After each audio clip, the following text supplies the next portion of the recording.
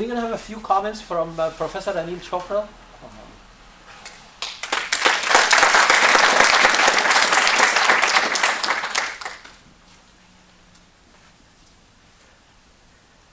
So I wasn't planning to speak here. I just came to meet all of you and listen to the history of the shaking table.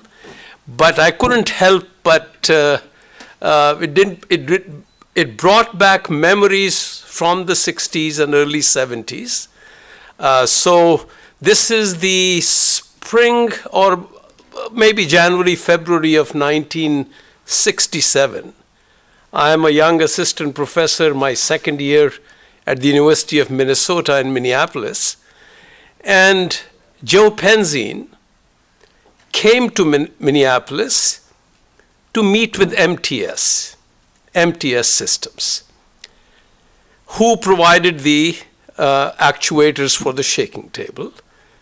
MTS was not in the shaking table business. So Joe had to get them to do something they had not done for purposes of the shaking table.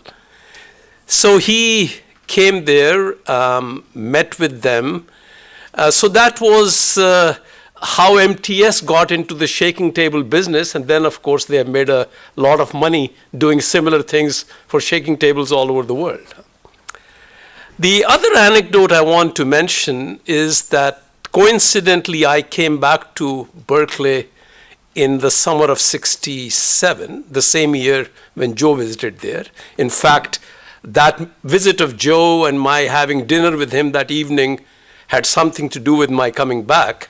But leaving that story aside, which is narrated in detail in my oral history, I want to comment on when I came back in the summer of '67, the Joe and Ray and Jack Beaucamp, the report that Khalid mentioned about, they were working on that. And Joe, the two people who were most responsible for designing this shaking table was Joe Penzine, of course, and Dixon Ray, right? We may not remember, most people here don't know him. But Dixon was a visiting scholar from Ireland working at Berkeley as a postdoctoral or assistant research engineer, and about my contemporary in age at that time. And he was working with Joe on the design of the shaking table. So it really was a joint effort on the part of those two individuals. And Joe, if those of you who know Joe Penzine, when he gets involved in a challenging problem, he lives and breathes it. He's thinking about it all the time. Those days, Joe was one of my mentors. He and I used to have lunch together every day, and I would hear stories about his ideas on what the design of the shaking table, this concept of the table floating on air pressure, meaning I heard all those stories while they were happening, right? And Joe's excitement as to how, when those ideas came to him and how they were fully developed. So Dixon Ray, after the shaking table, left Berkeley and was on the faculty at UCLA. He unfortunately died very young because of a terrible illness.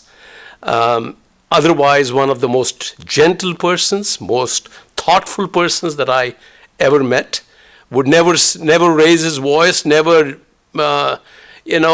say he's doing great things, but he was a key person in the design of this shaking table. So memories came back, and I just thought I'll pass this on to you.